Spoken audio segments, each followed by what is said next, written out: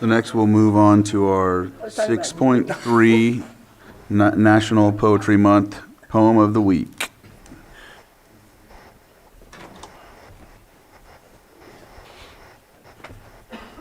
Is it okay if I come up? Yes. I'm not reading. Yeah.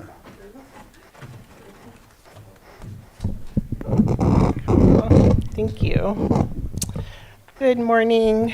I am Brenda Marie Yeager, the Poet Laureate of Lake County, and thank you so much to the Board of Supervisors for celebrating National Poetry Month with us and having poetry here at your meetings.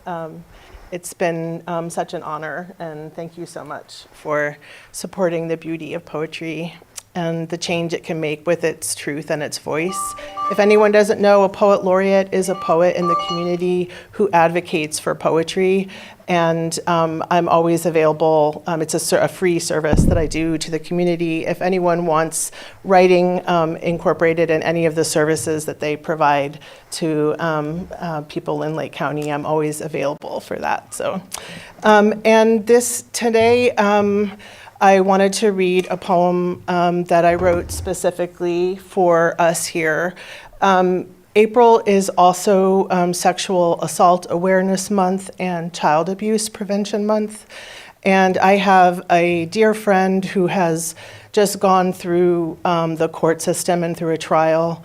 And her abuser, her assaulter, was acquitted.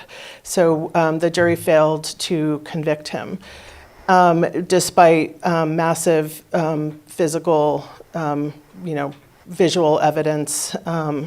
So she actually personally asked me to write this poem, and so about her own story. And I feel like it's just good to bring awareness to the issues, to have education among people in Lake County. So when we show up as jurors in a court trial, that we're able to provide justice for the women and children who are suffering in our county. So the only other thing you need to know about this poem, the word kintsugi is in the title. Kintsugi is the Japanese art of repairing broken pottery. When you do kintsugi, you take the shards, the broken shards, and you run gold lacquer in between them. And when it hardens, it becomes a new vessel. You're shaking your head, you know what I mean?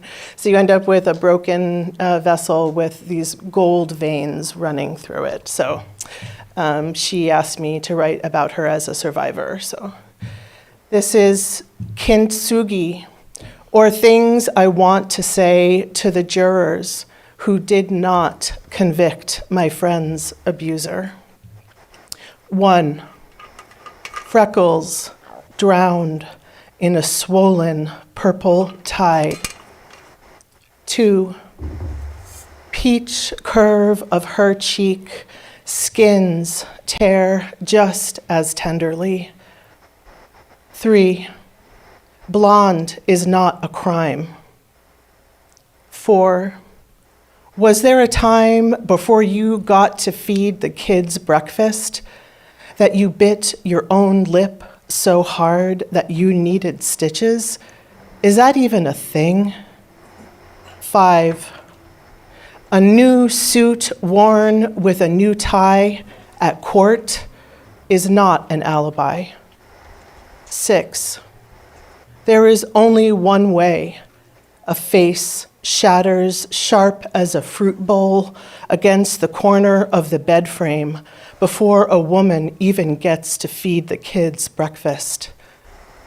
7, please open your palms where I will place evidence, a few shards of her, so you can feel the weight, the splendor seeping through the cracks. 8, a Southern accent is not a crime. 9, in a home video, a loaded gun should never appear against your temple. In a home video, A loaded gun should never appear against your son's temple. 10. An abuser's mother can never speak to what happened behind the shower curtain, in another house, in another town, before a woman even got to feed the kids breakfast. 11.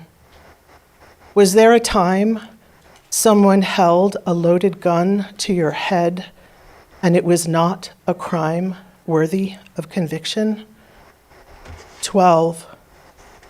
The fracture of her voice in the 911 call, not yet hardened into gold.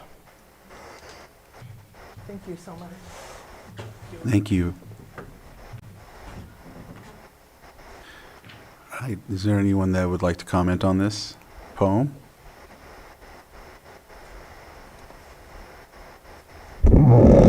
Elaine Brown, thank you so much. And I want to let you know why I'm so adamant about red lights and the appearance of evil.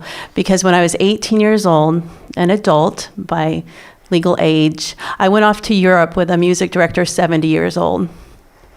And he was known to be what he was. And no one warned me. And there's only one person on that whole time, there was a 45-year-old woman, who asked me if I needed help with the situation. And at 18, all that happened was that he would want me to kiss him on the lips and hug him. Now, I was extremely innocent and naive at the time. And his wife knew what was going on. His 30-year-old daughter saw what was going on. And a whole busload of women knew what was going on, and girls. And this happened. And it was at the 5th week of this 6-week ordeal that I finally told him no and knock it off. And again, that's all that happened. And I was 18 years old. So think about a 2-year-old, and I often do, who's done the most heinous acts of sexuality against them. And that's why I speak up so loudly. Thank you. Thank you. Is there anyone else that would like to comment on the poem? All right, I'll bring it back to the board.